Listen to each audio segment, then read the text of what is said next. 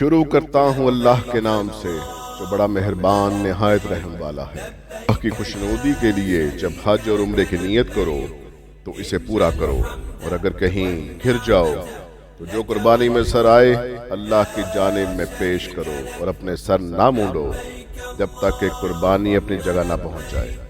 مگر جو شخص مریض ہو یا جس کے سر میں کوئی تکلیف ہو، اس بنا پر اپنا سر مونڈ لے تو اسے چاہیے کہ فدیہ کے طور پر روزے رکھے یا صدقہ دے یا قربانی کرے۔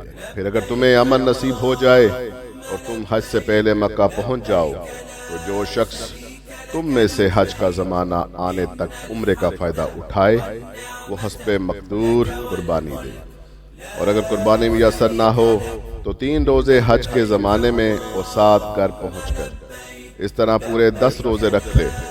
یہ رعایت ان لوگوں کے لیے ہے جن کے گھر بار مسجد الحرام کے قریب نہ ہوں۔ اللہ کے ان احکام کی خلاف ورزی سے بچو اور خوب جان لو کہ اللہ سخت سزا دینے والا ہے۔